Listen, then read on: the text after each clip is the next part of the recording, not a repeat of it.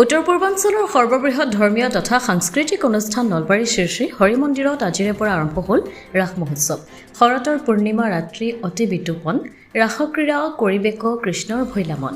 শৰতৰ স্নিগ্ধ জোনাক তথা ভগৱান শ্ৰীকৃষ্ণই গোপীসকলৰ লগত আৰম্ভ কৰিছিল ৰাসক্ৰীড়া। আজি শৰতৰ পূৰ্ণিমা। প্ৰতি বছৰ দৰে এইবাৰো নলবাৰীৰ শ্ৰী শ্ৰী হৰি মন্দিৰত পুৱাৰে পৰা আৰম্ভ হৈছে ৯২ সংখ্যক ৰাস মহোৎসৱ। পুৱা ধৰ্মীয় পতাকা উত্তোলনেৰে আৰম্ভ হোৱা ৰাস মহোৎসৱখনি বিভিন্ন সাংস্কৃতিক আৰু আধ্যাত্মিক অনুষ্ঠানেৰে জাক জমকতাৰে ১৩ দিনীয়া কাৰ্যক্ৰমণিকাৰে ১৭ নৱেম্বৰলৈকে চলিব। আজি আবেলি বৰপেটা সত্ৰৰ বুঢ়া সত্ৰীয়া ডক্টৰ বাবুল দাসে মুখ্য দুৱাৰ উন্মোচন কৰিলে আৰু এই অনুষ্ঠানটিত কেইবাগৰাকীও মন্ত্ৰী বিধায়ক বিশিষ্ট অতিথি হিচাপে উপস্থিত থাকিল। নলবাৰী গৰ্ডন উচ্চতৰ মাধ্যমিক বিদ্যালয়ৰ খেলপথাৰৰ পৰা সাংস্কৃতিক শোভাযাত্ৰাৰে অভ্যাগতসকলক হৰি মন্দিৰলৈ আদৰি অনা হয়। নলবাৰী হৰি মন্দিৰ ৰাস মহোৎসৱ মৃন্ময় মূৰ্তি প্ৰধান যদিও সাংস্কৃতিক অনুষ্ঠানৰ জীৱন্ত ৰাস প্ৰদান কৰা হ'ব। পূৰ্বৰ তুলনাত এইবাৰ কম যদিও ৫খনকৈ ভ্ৰাম্যমাণ থিয়েটাৰে নাট প্ৰদৰ্শনৰ অঘোষিত প্ৰতিযোগিতা চলাব।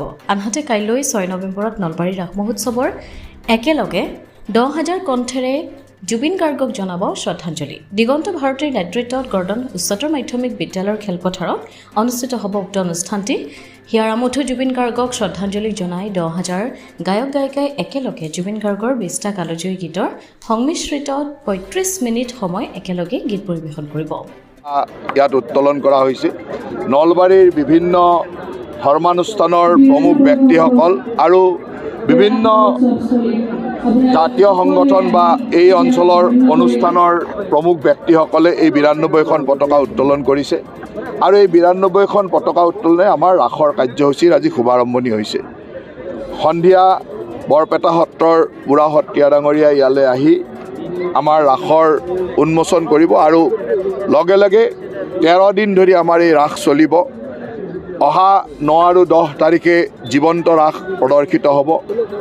অহাকালিৰ পৰা পুতলা নাচৰ ৰাসো চলি থাকিব। গতিকে মৃন্ময় মূৰ্তি, জীৱন্ত ৰাস আৰু পুতলা নাচ ৰাসৰ তিনিওটাৰে সমন্বয়েৰে ১৩ দিন এই ৰাস মহোৎসৱ চলিব।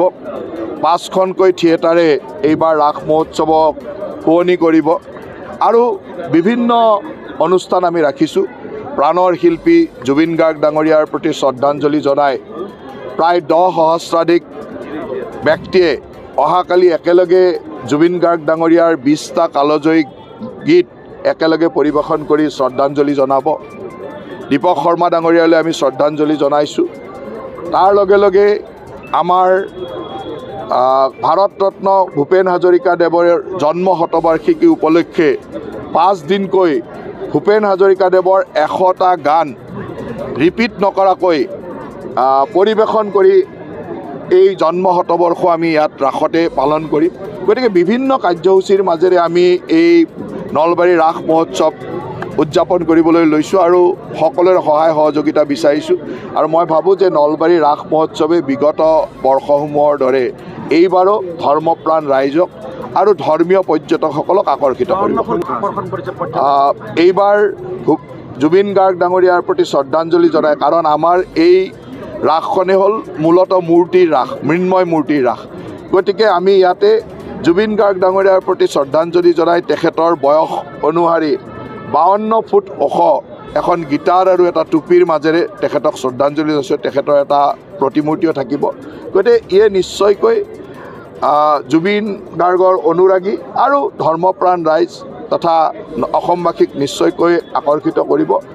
আৰু বিভিন্ন অনুষ্ঠান আছে, মই প্ৰতিটো অনুষ্ঠানে ইয়াত আকৰ্ষণ কৰিব বুলি ৰাখিম।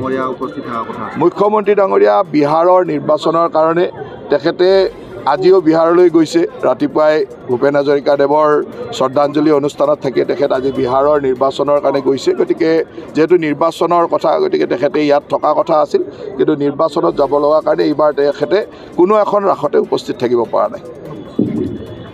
নলবাৰীৰ পৰা ভৱজিৎ বৰ্মনৰ ৰিপৰ্ট, অমৃত নিউজ 24/7। অমৃত প্ৰবাহ অসমীয়া সাপ্তাহিক কাকতৰ ডিজিটেল সংস্কৰণ অমৃত নিউজ, সত্যৰ সন্ধানত অমৃত নিউজ।